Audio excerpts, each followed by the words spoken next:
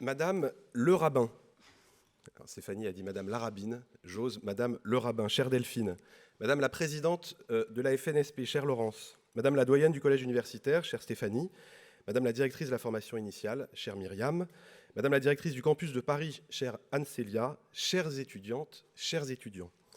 Je suis très heureux d'être aujourd'hui parmi vous. Mes rentrées des classes, quand j'étais petit, étaient souvent maussades. Mais quand je vous vois réunis, à la fois dans votre diversité, dans votre élan et dans votre enthousiasme, vous allez pouvoir le démontrer dans les semaines et les années qui viennent, ça me met de bonne humeur. En cette journée de rentrée lumineuse et estivale, je voudrais commencer mon propos par vous raconter une histoire. D'abord, je vous rassure, elle ne va pas être trop longue, puisque nous sommes toutes et tous là pour écouter Delphine Orvillers. Et puis, par ailleurs, je n'ai pas la prétention d'être un conteur comme Delphine est une conteuse. Mais je voudrais quand même vous raconter l'histoire d'un journaliste, homme de culture et patriote qui vécut en 1870 un réel traumatisme, celui de la guerre franco-prussienne, qui marqua, comme vous le savez, la défaite de la France face à l'Empire. Il fit le constat alors que la défaite n'avait pas simplement un ferment ou une causalité militaire, que cette défaite tenait beaucoup à l'arrogance, à l'esprit obsidional, étriqué, au manque d'ouverture et à la méconnaissance accablante des dirigeants français de l'époque pour le monde, pour la société, dans sa complexité, dans sa diversité. D'une certaine manière, il liait la défaite militaire à une défaite de la pensée. Mais, plutôt que de céder à l'amertume et d'adopter une forme de nationalisme revanchard, il décida de se mettre au service de la société et entreprit de former autrement, différemment, avec d'autres méthodes, les jeunes générations.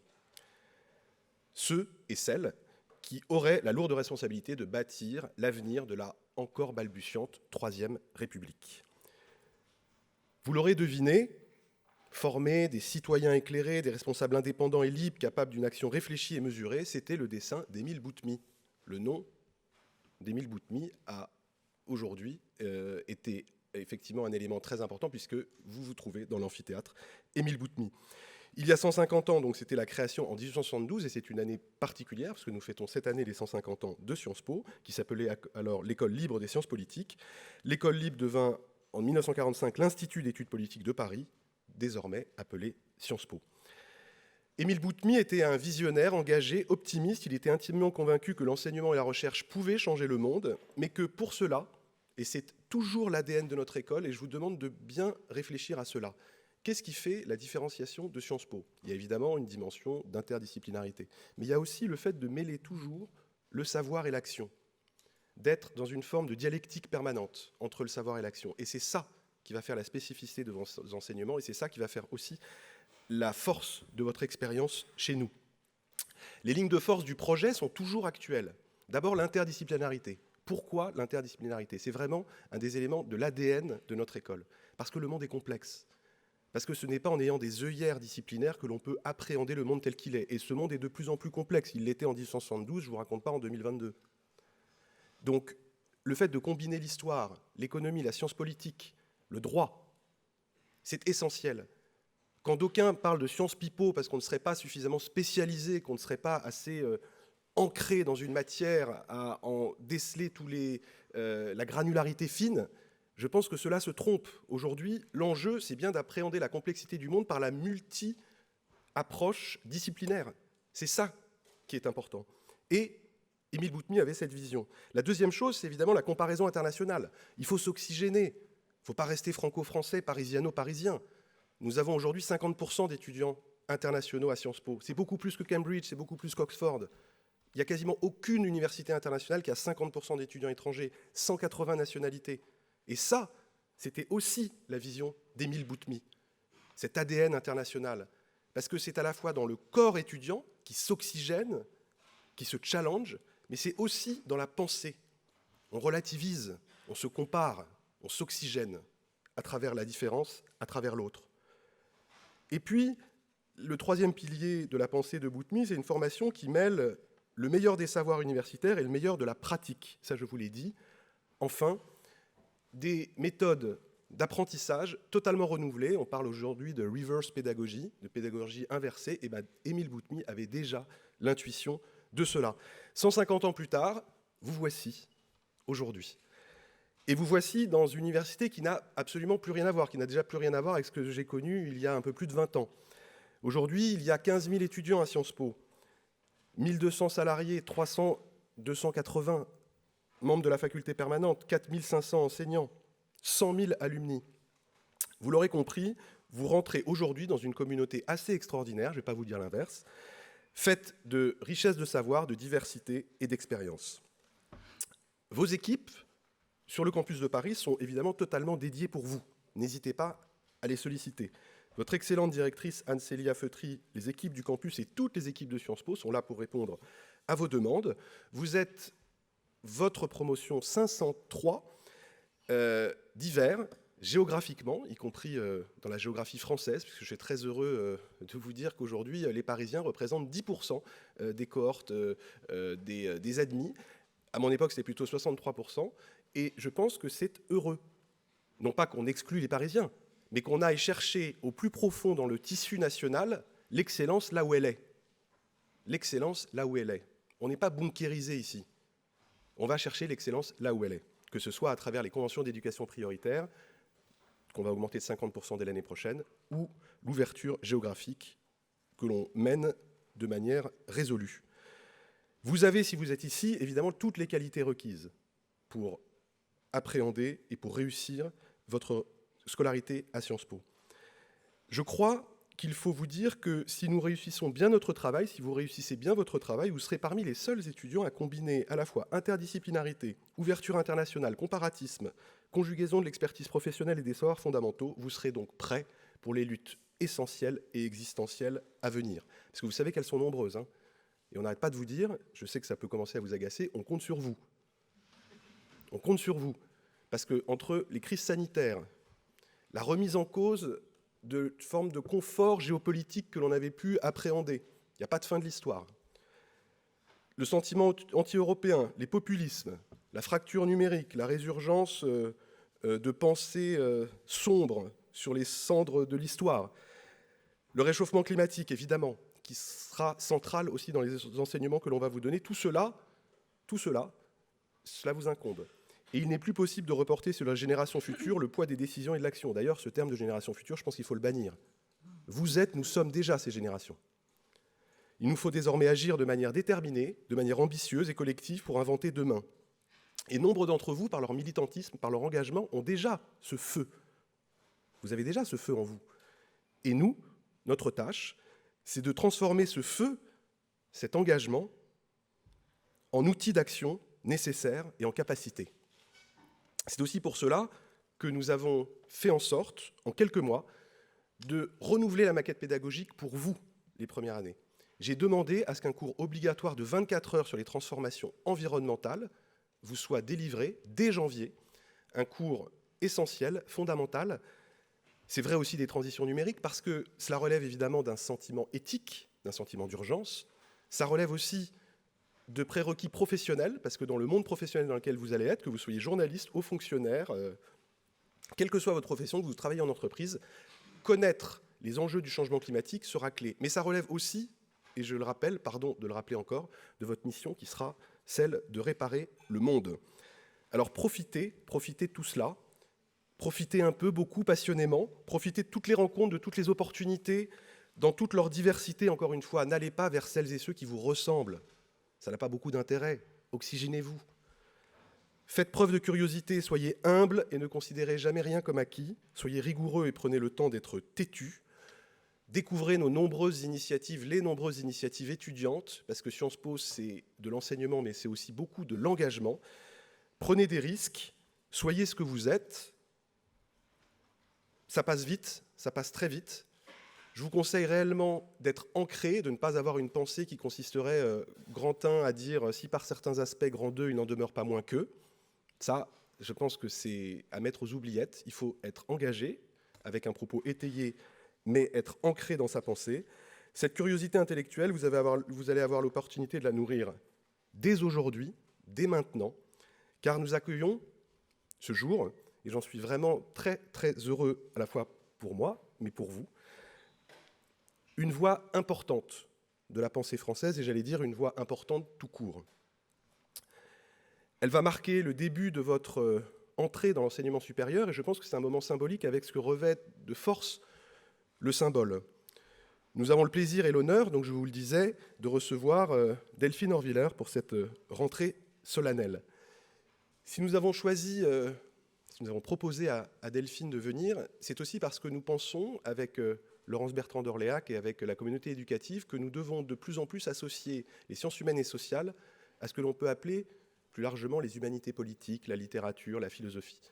Car la nouvelle frontière d'une partie de nos combats, qu'ils soient sur l'écologie ou sur les inégalités, la force de conviction passera aussi par les humanités politiques, par la fiction, par les arts. Et c'est une des raisons pour lesquelles nous allons renforcer, à travers la création d'une maison des arts, notre impact dans ce domaine. Pour celles et ceux qui ne le savaient pas encore, et je pense qu'ils sont peu nombreux, Delphine a eu, elle aussi, plusieurs vies. Elle est aujourd'hui rabbin, philosophe, écrivaine, directrice de rédaction et bien plus encore. Elle a d'abord été étudiante en médecine, journaliste au Proche-Orient, aux côtés de Charles Anderlin, et elle devient l'une des premières femmes rabbins de France en 2008 au sein du mouvement juif libéral de France. Devenue une figure du dialogue interreligieux, et je pense que Delphine vous en parlera, elle a notamment rédigé un très très bel ouvrage avec Rachid Benzine, Des 1001 façons d'être juif ou musulman. Sa pensée ne cesse d'interroger la complexité du monde, l'altérité, la place des uns et des autres, et en particulier la place des femmes. Elle porte une voix qui, à mon sens, n'est pas seulement religieuse, mais aussi universelle, politique, au sens plein du terme politique, celle du dialogue entre les cultures et les peuples, celle d'un humanisme éclairé. Et quand je dis que Delphine porte une voix, je souhaite aussi attirer votre attention sur le fait que Delphine est une conteuse formidable, capable de capter son auditoire par ses récits, ses mots doux et piquants, son humour tranchant. On a encore eu l'occasion de s'en rendre compte à l'occasion d'un petit déjeuner préalable. Et elle a une capacité assez incroyable, je trouve, à rendre intelligibles des principes philosophiques complexes, y compris sur les réseaux sociaux. Delphine, tu es une conteuse incroyable, et donc d'une certaine manière, on peut dire que tu comptes autant que tu comptes pour nos sociétés en proie au délitement et à l'entropie. Chère Delphine, merci d'être avec nous aujourd'hui. C'est un honneur et une joie pour notre institution que de te recevoir. Et chers étudiants, avant de conclure ce propos, je voudrais vous dire quelques mots du dernier livre, on peut dire l'avant-dernier parce que le dernier va sortir dans quelques jours, mais du dernier livre de Delphine, Vivre avec nos morts. C'est une œuvre puissante où derrière des histoires de mort, on y parle de la force de la vie, de mémoire et de transmission. C'est un livre dont la lecture m'a absolument bouleversé. On peut dire, pour tous ceux et celles qui ont connu le deuil, que ce livre est un refuge, un abri, un moment suspendu où la douleur se mue en autre chose. Avec tes mots, la mort se voit privée de la prétention absurde à diriger nos vies. Car encore une fois, tout en égrénant les deuils, il y a beaucoup de lumière dans tes paroles. D'ailleurs, le titre de ton livre aurait pu être L'Echaim, à la vie. Je vais à ce propos, vous inquiétez pas, ça ne va pas être long, vous citer un passage du livre de Delphine. Poursuivons la leçon d'hébreu pour évoquer une autre particularité, cette fois grammaticale. Le mot « chaim », la vie, est un pluriel, et dans cette langue, il n'existe pas au singulier. L'hébreu dit que chacun de nous a plusieurs vies, non pas successives, mais tressées les unes aux autres, comme des fils qui se croisent tout au long de l'existence et attendent le dénouement pour se distinguer. En hébreu, nos vies font tapisserie, jusqu'à ce que nous puissions en défaire les nœuds en racontant nos histoires. Maintenant, chers étudiants, vous qui allez avoir plusieurs vies aussi, je vous invite à écouter Delphine Orviller dans un moment où le temps suspendra son vol. Je vous remercie.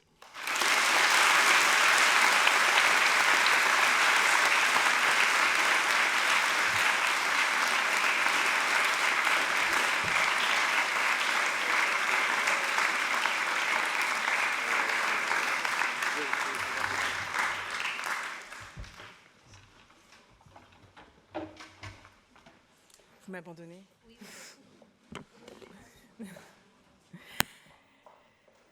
Bonjour à toutes, bonjour à tous. Est-ce que vous m'entendez ? Là, oui, le son est bon. Bonjour à tous. D'abord, je voudrais vous dire, vous remercier pour cette invitation, remercier Mathias, pour ces mots, vous remercier pour cet accueil et vous dire la joie qui est la mienne d'être à vos côtés pour ouvrir cette année d'études, pour officiellement débuter ce temps nouveau de vos chaim, de vos vies plurielles, dans ce lieu prestigieux d'enseignement qui, comme on vous l'a rappelé il y a un instant, est tellement chargé d'histoire, tellement chargé aussi des rêves des générations passées qui se sont tenues sur les bancs où vous êtes assis en cet instant. Je me suis demandé justement quelle histoire je pouvais bien vous raconter ce matin, de quelle inspiration peut-être vous auriez besoin pour bien débuter cette journée, pour bien débuter cette année. Et puis, en chemin vers vous, j'ai pris un taxi. Alors ça, c'est pas très original. En montant dans la voiture, je me suis souvenue d'une anecdote un peu absurde que j'ai soudain eu très envie de partager avec vous. Alors j'espère que vous ne m'en voudrez pas de débuter mon propos par cette petite histoire qui n'est pas sans lien avec la grande histoire dont j'ai envie de vous parler juste après. Je me suis souvenue tout à l'heure qu'un jour, je suis montée dans un taxi, enfin plus exactement dans un Uber. Ce jour-là, j'ai salué le chauffeur. Et alors, il m'a proposé extrêmement poliment, comme on le fait parfois dans ces voitures, de prendre une petite bouteille d'eau, un petit bonbon, de recharger mon téléphone portable, et j'ai accepté. Et puis, le chauffeur m'a demandé si j'avais envie d'entendre de la musique. J'ai dit oui, pourquoi pas. Et alors, il a mis en route l'enceinte de sa voiture, et là, il y a une chanson qui a débuté. Une mélodie que j'ai tout de suite reconnue parce que c'était une musique de variété que j'adore, et j'adore la variété. C'était une chanson des années 80. Je vous parle d'un temps que les moins de 40 ans ne peuvent pas connaître. Et j'ai dit au chauffeur « Waouh, mais j'adore cette chanson !» Et il m'a répondu « Moi aussi, je l'aime beaucoup. » Et on a continué la route. Au bout de 3 minutes, a démarré une autre chanson. Et cette fois-ci, c'était un titre de la chanteuse israélienne Noah, que certains parmi vous connaissent peut-être, une chanson que j'aime beaucoup. Elle chantait donc en hébreu une chanson magnifique. Je me suis dit que c'était assez extraordinaire, que j'avais la chance d'être tombée sur un chauffeur qui avait exactement les mêmes goûts musicaux que moi, et que la probabilité en fait était assez faible que ça arrive. Alors j'ai commencé à me dire que la vie réserve parfois de belles surprises, que Hubert avait mis sur mon chemin mon âme sœur musicale. Impression confirmée par la 3e chanson, puisque au bout de 2 minutes débute un autre titre. Cette fois-ci, c'est du Barbara. Dis, quand reviendras-tu ? Dis, au moins le sais-tu. Alors moi, je suis imbattable au karaoké de Barbara. Et alors j'ai dit au chauffeur, mais quelle chanson ? Il m'a dit, oui, c'est vraiment très beau. J'étais aux anges. Et il m'a fallu 4 titres de musique pour comprendre qu'en branchant mon téléphone dans le taxi, j'avais enclenché ma playlist.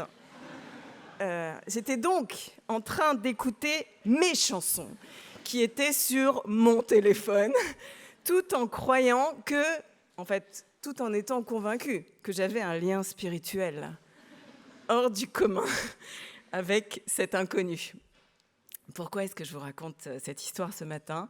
Pas tant pour me ridiculiser et que vous puissiez vous moquer d'une forme de ringardise, mais pour vous inviter à réfléchir à ce que cette histoire raconte plus largement du monde dans lequel on vit, de la façon dont finalement il nous arrive constamment de n'écouter que nos propres playlists, pas seulement musicales, mais parfois philosophiques, politiques, affectives, en nous imaginant qu'elles disent forcément quelque chose du monde qui nous entoure, dont en fait on ne sait pas grand-chose.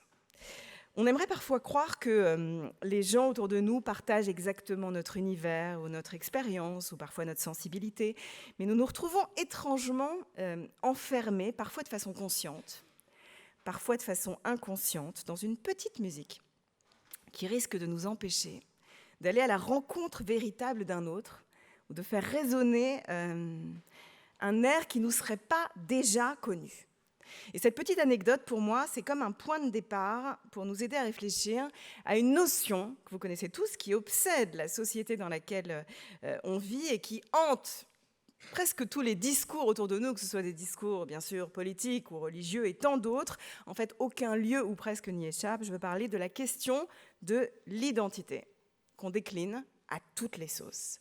Dans quelle mesure nos identités, nos définitions identitaires, ethniques, politiques, religieuses, etc., celles qui prennent tant de place dans la vie des uns et des autres, dans quelle mesure ces définitions nous permettent ou alors au contraire nous empêchent d'aller à la rencontre d'un autre parce que soudain, leur playlist résonne tellement fort qu'elle ne laisse pas de place à une autre mélodie. Et cette question que je vous pose maintenant, dans vos études de sciences politiques, je crois que vous allez devoir la retourner dans tous les sens, la malaxer, la décliner de bien des manières, et ça pour plein de raisons. D'abord, parce que vous entrez dans ce lieu, dans cette institution prestigieuse, une institution qu'on a parfois, dans son histoire, accusée de maintenir une forme d'entre-soi, de peut-être former des gens qui, toute leur vie, avaient écouté les mêmes sons, ou avaient été formés dans le même monde. Vous savez, cette question, elle a été très centrale pour les dirigeants de Sciences Po tout au long de ces dernières décennies, de ces dernières années. Il leur a permis de penser la question si critique de la rencontre avec d'autres profils sur les bancs de cette école. Et puis, de façon plus large, je crois que penser la question politique, c'est toujours d'une manière ou d'une autre. Penser la question du dialogue entre des identités, entre des modèles, entre des définitions. La politique, ça naît toujours d'une reconnaissance que l'autre ne parle pas la même langue, que l'autre ne s'est pas construit des mêmes résonances et qu'il existe entre lui et moi un tel fossé, une telle complexité à se comprendre qu'il va falloir trouver des outils politiques qui vont permettre malgré tout de penser une vie commune, de se parler ou au moins de ne pas se faire la guerre. La politique, c'est toujours une tentative de concilier des mondes qui a priori ne partagent pas grand-chose, ni les mêmes rythmes, ni les mêmes sonorités, ni les mêmes repères. Et cette question de la rencontre avec l'autre est sans doute plus critique encore dans un temps comme le nôtre, qu'on qualifie parfois de communautariste ou de temps d'obsession identitaire, dans un temps où tellement de gens, peut-être parmi vous, autour de vous, veulent se définir par leur naissance ou leurs origines, ou leur ethnie, ou leur race, ou leur passé, ou celui de leur famille. Dans ces temps d'assignation identitaire se pose encore plus fortement la question de la rencontre avec un autre qui n'est pas soi, ou avec en soi ce qui n'est pas encore soi, ce qu'on pourrait être ou devenir à l'avenir si l'on accepte qu'on n'a pas encore dit son dernier mot, si on accepte qu'une rencontre, où qu'elle se fasse, dans un taxi, dans la rue ou sur les bancs d'une université, peut encore nous changer. Alors vous vous en doutez, je vais vous parler un peu de mon expérience de rabbin ou de rabbine, d'auteur, d'autrice, de tenter de parler avec vous de ce que mon cheminement m'a appris ces dernières années en matière de rencontre avec l'autre. Qu'est-ce que ça veut vraiment dire de rencontrer un autre ? Alors j'ai la chance, comme rabbin, de participer très souvent à des rencontres avec des publics très différents. Parfois, je me rends dans des lieux improbables, parfois je vais dans des écoles, parfois je vais dans des prisons, parfois je vais dans des endroits où des gens n'ont jamais rencontré de rabbin et n'ont même pas idée de ce que peut vraiment être mon métier. Parfois, le seul rabbin dont ils ont entendu parler, c'est Rabbi Jacob, parce qu'ils ont vu le film à la télé. Et alors souvent, en m'apercevant, je vois bien dans leurs regards qu'ils se disent que je ne ressemble pas exactement à Louis de Funès, ou en tout cas qu'on n'incarne pas la fonction de la même manière. Et puis, j'ai la chance de participer aussi très fréquemment à des dialogues interreligieux, effectivement. Et là, en termes de rencontre avec l'autre, je crois qu'il est difficile de faire mieux, ou disons de faire plus compliqué, parce qu'en fait, c'est tout le sens de ces rendez-vous, de ce dialogue interreligieux. Le dialogue interreligieux, je ne sais pas si certains parmi vous y ont déjà pris part, c'est quelque chose de formidable, de très complexe, vous vous en doutez. Je ne sais pas si vous savez d'ailleurs, mais il y a un programme ici à Sciences Po, important et prestigieux, un programme de dialogue interreligieux qui s'appelle Emouna, dont vous entendrez peut-être encore parler. Ce dialogue interreligieux, il est potentiellement un exercice formidable. Mais, je vous le concède, ça peut aussi parfois être un truc super niais, et gnangnan. En fait, moi, je ne compte pas le nombre de fois où je me suis retrouvée dans ce type de rencontre avec des juifs, des chrétiens, des musulmans, où on passe son temps à se dire de façon très gentille, polie, bien intentionnée, que tout le monde, il est beau, il est gentil, qu'on veut tous la paix, que les fanatiques sont très méchants et qu'ils interprètent mal le texte et qu'en fait, nos traditions religieuses veulent le bonheur, la tolérance, etc. etc. Alors ces dialogues-là, vous en doutez, ne font de mal à personne, mais soyons honnêtes, ils ne servent pas à grand-chose. En fait, on y fait comme si nos traditions religieuses disaient toutes la même chose. Or, ce n'est pas vrai.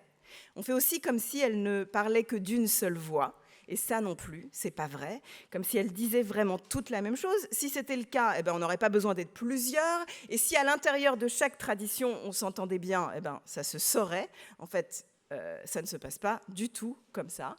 Non, en fait, à mon sens, le vrai dialogue interreligieux, ça devient intéressant et enrichissant quand, on commence par se dire, non pas qu'on se comprend, mais qu'on ne se comprend pas. En fait, ça devient intéressant quand on reconnaît qu'à l'origine, il y a entre nous comme un hiatus, comme une dissonance, et même parfois une utilisation du langage qui n'est pas la même. Et c'est quand je sais que je ne comprends pas vraiment l'autre, et que sans doute sur bien des sujets, je ne suis pas du tout d'accord avec lui, que je peux alors commencer à engager avec lui un dialogue pour tenter de traduire dans ma langue ce qu'il essaie de m'expliquer dans la sienne. Je vais essayer de vous donner un exemple un peu plus concret de cela. Dans le dialogue interreligieux, quand un chrétien face à moi parle de foi, moi qui suis juive, je ne comprends pas exactement ce qu'il veut dire. Parce que ce mot-là ne fait pas vraiment partie de mon univers théologique, de mon vocabulaire sacré à moi. La foi dans le judaïsme n'a pas l'importance ou la centralité, disons, qu'elle a dans la pensée chrétienne. Et quand, à mon tour, je prends la parole et je parle de la notion de commandement, de la force du commandement dans ma tradition, je perçois bien que mon interlocuteur ne sait pas exactement ce dont je parle. Parce que cette notion ne se traduit pas à son oreille comme elle résonne dans ma bouche. Il y a là ce que les Américains appellent d'une magnifique expression, qu'on ne sait pas traduire, un lost in translation. Vous connaissez cette expression américaine, il y a un film génial d'ailleurs qui porte ce nom. Ça raconte une situation où il y a une incapacité à traduire un langage, à traduire un mot dans une autre langue. Il y a comme un décalage de langue indépassable. Je pourrais vous donner encore un autre exemple dans ce dialogue interreligieux, quand un musulman utilise le mot de soumission, qui est un mot très central dans la pensée religieuse musulmane, en général, il n'est pas vraiment compris, en tout cas pas tel quel, dans la théologie des autres monothéismes, où en fait ce terme ne remplit pas exactement la même fonction.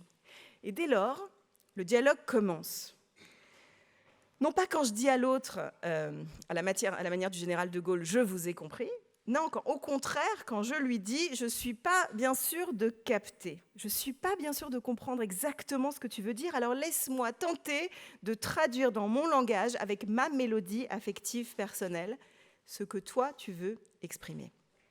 Le dialogue interreligieux, mais vous l'entendez bien, c'est vrai aussi du dialogue amoureux, du dialogue politique ou social en réalité. Ça commence quand on perçoit à quel point l'autre est un mystère, et pas du tout quand on perçoit à quel point il est familier. Et c'est la même chose au sujet de nos fanatismes, de nos intégrismes. On peut toujours s'imaginer faire la paix et tomber d'accord en se disant que nos violents, nos terroristes, nos fanatiques sont un dévoiement de nos traditions et ne la racontent absolument pas. Mais je crois qu'on a partiellement tort de faire ça, parce qu'en fait, il est toujours beaucoup plus intéressant de nous demander comment le fanatisme naît dans nos maisons. Nos fanatiques sont les nôtres, si vous me permettez la palissade. En fait, ils ne naissent pas ailleurs. Ils racontent toujours quelque chose de nous, de lectures possibles de nos textes, qui certes ne sont pas celles que nous accepterons ou que nous choisirons. Peut-être que ce sont des lectures que nous combattrons, mais ce sont des lectures possibles, nées de nos histoires religieuses. Et je crois qu'il faut pouvoir l'entendre, entendre ce qui a été créé dans nos histoires et nos identités, la façon dont parfois elles nous ont menés vers la vie ou vers la mort, parfois elles nous ont apporté du salut, parfois au contraire elles nous ont rendus malades. Et c'est tout ça qu'il faut accepter d'explorer ensemble pour que le dialogue en soit véritablement un, et pas juste une façon de se caresser la barbe dans le sens du poil. Alors voilà, le dialogue passe par une conscience de nos vulnérabilités, de nos égarements, de tout ce qu'on ne sait pas, de tout ce qui a pu limiter notre compréhension ou limiter parfois notre autocritique. C'est un exercice complexe parce qu'il oblige à penser quelles histoires on s'est racontées, quelles histoires on nous a racontées et à réfléchir à tous ces récits qui nous ont construits. Cette idée du récit, elle est extrêmement centrale dans mon métier. Souvent, les gens me demandent ce que ça fait un rabbin. Un rabbin, c'est une fonction qui n'est pas facile à définir parce que c'est plein de choses à la fois. Un rabbin, c'est quelqu'un qui accompagne des gens, une communauté, qui mène des prières, qui enseigne, qui se tient aux côtés de gens dans des moments de joie et dans des moments de deuil, parfois de gaieté ou de tragédie. Mais plus que tout, je le dis souvent, effectivement, je crois que le métier qui s'approche au plus près du mien, c'est sûrement celui de conteur ou de conteuse. Moi, en fait, je passe beaucoup de temps dans mon métier à raconter des histoires sacrées, des histoires ancestrales, qui me permettent de me tenir aux côtés de gens dans ce qu'ils traversent et d'essayer par du récit de donner sens à ce que leur vie leur fait traverser. Et vous savez quoi ? Je crois qu'il n'y a rien de plus important dans la vie. Alors, j'espère que ce n'est pas quelqu'un qui est tombé, c'est quelque chose qui est tombé, voilà. Je crois qu'il n'y a rien de plus important dans la vie que de raconter des histoires. Les histoires ont toujours pour nous la capacité de nous changer, de nous faire grandir, nous bouleverser et de nous faire devenir autres. Et pour vous le faire comprendre, je voudrais faire un petit tour par un livre que je suis sûre beaucoup d'entre vous ont déjà lu. C'est un livre qui a été un des plus grands best-sellers de ces dernières années, un livre qui a vendu des millions d'exemplaires dans le monde, qui a été traduit dans un nombre incroyable de langues. Je veux parler du livre « Sapiens » de Yuval Noah Harari. Je pense que beaucoup d'entre vous l'ont lu. Dans ce livre, Harari essaie d'analyser la trajectoire de l'humanité à travers l'histoire, et il se demande ce qui a permis à l'homme, et pas assez souvent à la femme, mais ça c'est une autre histoire, ce qui a permis à l'homme d'étendre son emprise et son contrôle sur le monde, de donner à l'homme une position dominante dans le règne des vivants, parce qu'après tout, on le sait, l'humain n'est pas l'animal le plus fort, il n'a pas les plus gros muscles, c'est pas lui qui court le plus vite, il voit pas grand-chose dans le noir, il n'entend pas les ultrasons, etc. etc. Donc comment on explique son succès planétaire ? Pour le dire autrement, Harari pose dans ces mots, la question qui a obsédé la philosophie à travers les âges et qu'on peut formuler de façon très simple. C'est quoi le propre de l'homme ? C'est quoi le propre de l'homme ? Alors, vous le savez peut-être, pendant longtemps, on a pensé que le propre de l'homme, c'était le langage.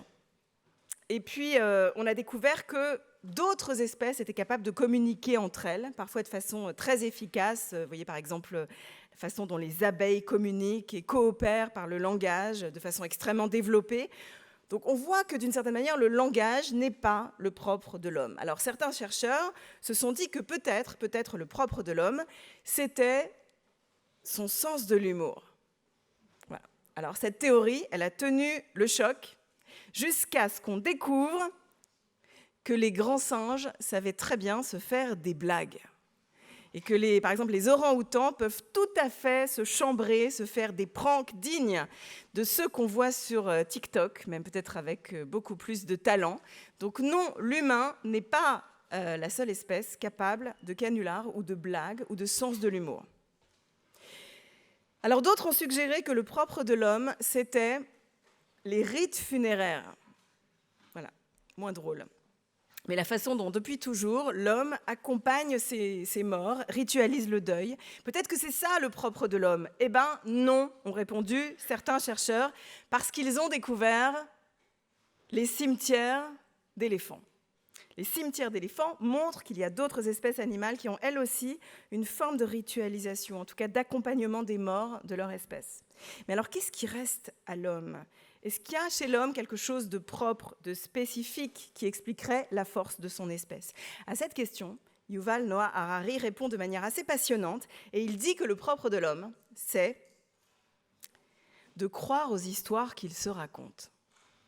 Alors, à travers l'histoire, l'homme est apparemment le seul animal qui a pu inventer des fictions, des histoires totalement construites ou des récits qui ont permis à des groupes de se fédérer, de s'organiser, de partager des croyances et qui ont pu ainsi orienter leurs actions.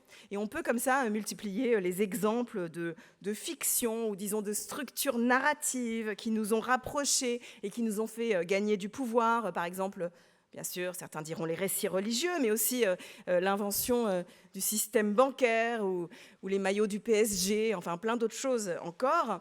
L'humain est la seule espèce capable de croire très fort, très très fort, à des fictions ou d'agir en fonction de ces fictions. Et Harari écrit même dans son livre quelque chose de très très drôle, en tout cas à mon sens. Harari dit « Tu ne pourras jamais convaincre un gorille de te donner sa banane en lui promettant qu'il recevra en échange 100 bananes au paradis des gorilles. » Ça ne peut pas marcher avec un gorille, mais, écrit Harari, ça peut marcher avec un homme. Vous le percevez, en fait, ce qui pourrait être considéré comme une vulnérabilité, c'est-à-dire une faille essentielle de l'humanité, ce qu'on pourrait appeler sa naïveté ou sa croyance en des fictions, va en fait devenir sa puissance, la condition de son élévation. L'homme est un homme parce qu'il peut croire aux histoires qu'il invente et aux histoires qu'on lui raconte et qui vont lui permettre de construire des liens, de sceller des alliances et d'engager un dialogue avec un autre. C'est intéressant parce qu'en français, on dit souvent avec un peu de mépris, quand quelqu'un est naïf, on lui dit « arrête de te raconter des histoires ». Mais en fait, on a tort parce que notre vie, notre force, notre devenir dépendent sans doute des histoires qu'on se raconte. Des bonnes histoires comme des mauvaises. Et il faut bien en être conscient, toutes les histoires ne sont pas belles, toutes les histoires ne sont pas bonnes. L'actualité en donne tout le temps des illustrations. Il y a tout le temps des salopards, des terroristes, des assassins qui, eux aussi, se racontent des histoires, qui sont nourries de récits qu'on leur a racontés ou qu'ils se racontent. Les histoires sont tellement puissantes qu'elles peuvent nous pousser à faire des choses immenses ou au contraire à des médiocrités. Elles peuvent nous rendre très grands, mais elles peuvent faire de nous aussi des gens minables ou des assassins. Alors vous vous rendez compte de la responsabilité gigantesque de ceux qui écrivent des histoires, de ceux qui racontent des histoires. C'est absolument énorme. Prenons l'exemple de nos traditions religieuses. Toutes nos traditions religieuses racontent des histoires. Elles racontent des histoires sacrées. Alors certains croient que ces histoires sont réelles, certains croient qu'elles disent la vérité, d'autres se disent que ce sont uniquement des légendes ou des inventions, mais peu importe, ce n'est pas là la question. Ces histoires, incontestablement, peu importe comment on les considère, on le voit, ces histoires ont des effets, et selon les traditions, elles ne résonnent pas de la même manière. Moi, je vous propose maintenant de vous donner un cours de religion comparée, le cours de religion comparée le plus rapide du monde. Voilà, je vais vous faire le résumé le plus bref de l'histoire des religions comparées. D'ailleurs, je me tourne vers les dirigeants de l'école pour dire que je suis disponible pour enseigner cette année ce cours, présenter les 3 religions monothéistes en 3 minutes, voilà, et en chanson. Je suis prête à relever ce défi en résumant le récit central, le pitch des 3 religions monothéistes. Est-ce que vous êtes prêts ? 3 minutes. Le judaïsme, d'abord. Le judaïsme qui a fait son apparition, a priori, il y a plus de 3000 ans, ça surgit avec un récit central dans la tradition juive que vous connaissez forcément si vous avez vu à la télé la 10 000e retransmission des 10 commandements avec Charlton Heston dans le rôle de Moïse, ou alors si vous avez vu le dessin animé de Pixar, Le Prince d'Égypte, quand vous étiez petit. L'histoire juive centrale et sacrée, c'est la sortie d'Égypte. C'est l'histoire d'un peuple esclave qui se met en route vers la liberté, qui cherche à devenir libre et autonome, qui va traverser un désert pendant 40 ans, pour devenir vraiment une nation libre. C'est l'histoire sacrée du judaïsme, l'histoire de libération.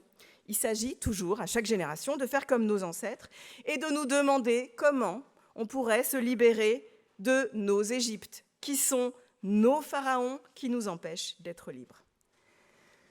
Voilà, si je devais trouver une chanson, un refrain sur ma playlist de taxi, pour résumer l'enjeu de la tradition juive, je pourrais choisir plein de titres, même des titres de variété. On pourrait par exemple choisir Queen, I want to break free.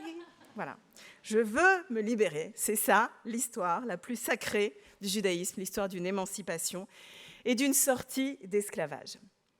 Le christianisme, qui apparaît il y a 2000 ans, raconte une histoire très différente.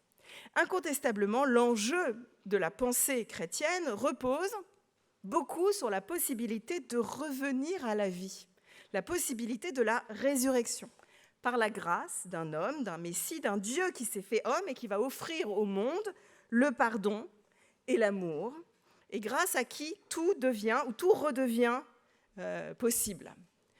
Alors là, je n'ai pas trop d'idées de chansons, de variétés, mais si on pourrait, voilà, une qui me vient à l'esprit là tout de suite, le refrain d'Elton John. Sorry seems to be the hardest word. Voilà la difficulté à accéder au pardon, mais le pardon étant un cadeau extraordinaire. On aurait pu aussi choisir bien des refrains de chansons d'amour. Qu'en est-il de l'islam ? C'est quoi le récit sacré et central de l'islam ? Si vous avez lu le Coran en entier ou en partie, vous le savez sans doute, le cœur du récit coranique, c'est une histoire de survie. Plus exactement, c'est une histoire de survie en milieu hostile. Dans le désert d'Arabie, seule une alliance avec d'autres tribus, ou alors une alliance avec le transcendant, avec Allah, avec la divinité, va permettre aux prophètes de survivre et de vaincre. Et cette notion est sans doute la plus centrale dans le texte sacré de l'islam. Voilà, une chanson que je pourrais choisir pour résumer ça. I Will Survive, de Gloria Gaynor.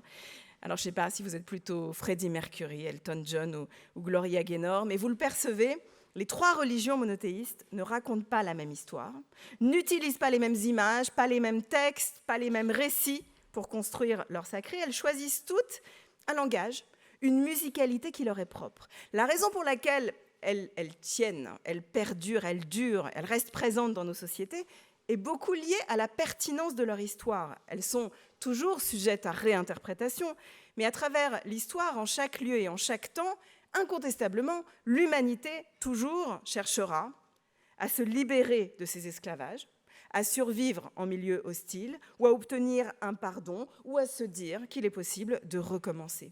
Et ces récits, qu'on les considère comme la vérité, ou simplement comme des légendes, peu importe, ils disent toujours quelque chose d'une expérience humaine éternelle et indépassable qu'on pourrait appeler une expérience de survie au sens large du terme, à la fois survivre à une situation, survivre à la mort, et puis survivre en deux mots, c'est-à-dire tenter d'avoir une vie un peu plus grande que sa vie. Et quand vous héritez de ces récits, alors libre à vous de les interpréter, c'est-à-dire libre à vous de les faire résonner d'une manière ou d'une autre dans vos vies, parfois dans le sens de la rencontre avec l'autre, ou au contraire dans le sens d'un plus grand isolement. Parce que ces récits, comme tous les récits, ces récits différents, peuvent parfois renforcer votre solitude, renforcer chez vous l'idée que vous n'avez rien à voir avec un autre qui ne partage pas votre récit, parce que cet autre qui ne partage pas votre récit est forcément dans l'erreur, il s'est égaré ou alors il est même damné, ou au contraire, ce récit peut vous convaincre de la nécessité de faire un peu de place à cet autre dans votre vie et dans votre univers. À nouveau, je voudrais illustrer ça brièvement d'une petite anecdote personnelle. Quand j'étais à l'école rabbinique, il y a quelques années de ça, au séminaire rabbinique à New York, j'avais une prof de religion comparée qui avait des méthodes d'enseignement extrêmement originales. Alors, je pense que ce serait très, très difficile de mettre en place ces pratiques et ces principes à Sciences Po.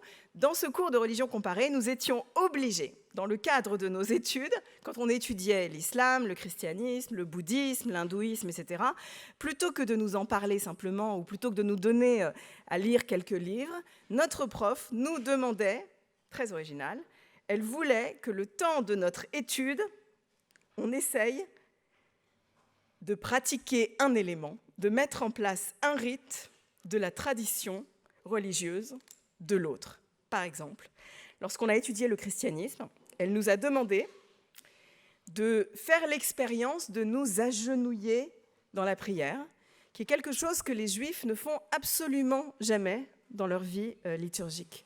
Quand on a étudié l'islam, elle nous a donné comme contrainte de nous prosterner chaque jour, un instant. Quand on a étudié le bouddhisme, elle nous a tous demandé de faire du yoga et de changer notre alimentation.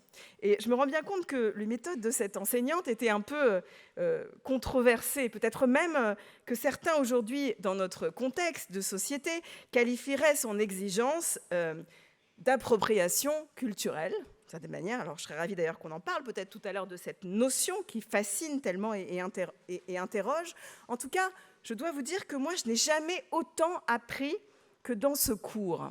Non pas tant appris des choses sur les autres religions, même si c'est vrai, mais j'ai beaucoup appris surtout sur ma propre tradition. Vous connaissez sans doute l'expression française « va voir là-bas si j'y suis ».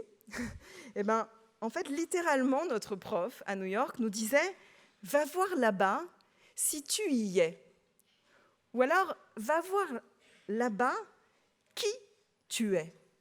Comme si, en fait, parfois, il fallait précisément sortir de sa maison, s'arracher à son confort, visiter la maison du voisin, changer radicalement ses habitudes pour comprendre le monde où on habite et comprendre, en sortant de chez soi, la façon dont s'agence notre chez-soi. Vous le voyez, on en revient toujours à la même problématique dans tout ce que j'essaie de vous transmettre aujourd'hui. Comment est-ce qu'on s'assure que nous n'habitions jamais que notre propre maison, que notre assignation identitaire? Comment on s'assure que notre monde, notre langage, notre naissance ne va pas nous empêcher de penser les récits qui nous construisent et pouvoir les revisiter? Comment est-ce qu'on s'assure que nos histoires nous font grandir plutôt que de nous rendre plus petits?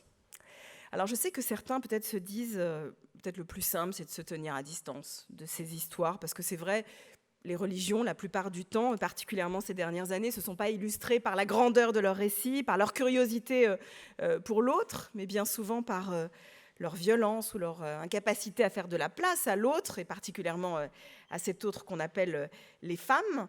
Et ils résonnent peut-être plus souvent ou plus fortement qu'avant la mélodie du fanatisme.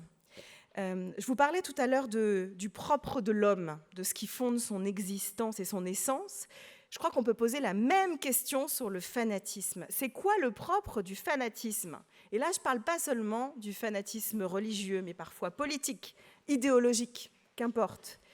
Il en existe des milliers de formes de fanatisme. Alors, plein d'auteurs ont tenté de répondre à cette question. Il y en a un parmi eux que j'affectionne tout particulièrement, un homme qui s'appelait Amos Oz, qui a écrit un jour un livre que je vous conseille, qui s'appelle « Cher fanatique ». Dans ce livre, il essaie de comprendre comment résonne celui qui se tient face à lui, comment résonne le fanatique face à lui. Et Amos Oz écrit la chose suivante, il dit « Le fanatique, c'est un homme qui ne sait compter que jusqu'à 1. Il y a dans son monde de la place uniquement pour l'unité, un seul livre, une seule vérité, un dogme, un parti, un seul clan fréquentable, un avis audible, un genre dominant, une façon de se définir, une identité. » Il y a une autre personne qui a su parler de cela magnifiquement, et cet homme, vous en avez tous entendu parler, vous le connaissez tous, bien sûr, il se nomme Salman Rushdie. Il a été poignardé aux États-Unis il y a quelques semaines de ça, pour avoir écrit il y a plus de 30 ans ces versets sataniques, c'est-à-dire un texte qui dit « Il n'y a pas qu'un seul texte ». Un texte qui dit qu'il n'y a pas qu'une seule lecture possible du texte, le plus sacré soit-il. Il n'y a pas qu'une seule vision de la vérité, il n'y a pas qu'une seule interprétation. Et en fait, l'affaire Salman Rushdie illustre d'une manière très particulière la puissance phénoménale du récit. Depuis plus de 30 ans, Rushdie vit avec une fatwa, une condamnation à mort. Pourquoi ? Parce qu'il a écrit une fiction, un récit qui ne dit pas la vérité, mais qui est une invitation à d'autres lectures. Et est-ce qu'il y a, malheureusement, meilleure démonstration de la puissance des narrations et des récits que ce qui lui est arrivé ? Parce qu'en fait, les fanatiques le savent, et sur ce point seulement, je crois qu'ils ont raison. Ils savent que la fiction peut changer le monde, parce que le récit, c'est une arme de reconstruction massive. C'est si puissant et dangereux qu'il faut non seulement, selon eux, brûler les livres, mais aussi ceux qui les écrivent. Et on le sait, et vous le savez sans aucun doute, l'histoire a suffisamment démontré cela. L'autodafé et la censure sont toujours des préludes évidents au meurtre, parce qu'on brûle toujours des livres avant de brûler des gens. Il y a quelques années, Salman Rushdie a écrit, je le cite, « On nous somme de nous définir de plus en plus étroitement, de comprimer notre personnalité multidimensionnelle dans le corset d'une identité unique, qu'elle soit nationale, ethnique, tribale ou religieuse. J'en suis venu à me dire, écrit-il, que c'est peut-être cela le mal dont découlent tous les maux de notre époque. Car lorsque nous succombons à ce rétrécissement, alors il nous devient plus facile de voir en l'autre un ennemi. » Et le problème des temps de repli identitaire, c'est qu'ils sont propices à ne créer que des récits uniques et monolithiques. Ils ont tendance à faire croire à ceux qui y vivent qu'il existe une façon d'être, juif, chrétien, musulman, français, européen. En fait, ces temps nous rétrécissent au lieu de nous faire grandir. Ce rétrécissement des définitions, c'est celui qui nous menace aujourd'hui dans bien des domaines, dans nos enseignements et nos engagements religieux, politiques, ethniques, dans la façon dont nous parlons parfois de nos douleurs passées, de nos droits, de nos revendications, dans la façon dont nous souhaitons peut-être annuler un autre ou rétrécir le monde de sa différence au lieu d'essayer d'inventer d'autres récits. Et lorsqu'on fait ça, peut-être que d'une certaine manière, on joue le jeu du fanatisme. Et je voudrais conclure, avant qu'on engage entre nous un dialogue, avec une toute dernière petite histoire. Il y a quelques années, j'avais fait une suggestion sur le mode d'une plaisanterie, mais en fait, plus les années passent, plus j'aimerais formuler cette idée de façon sérieuse et pas comme une blague.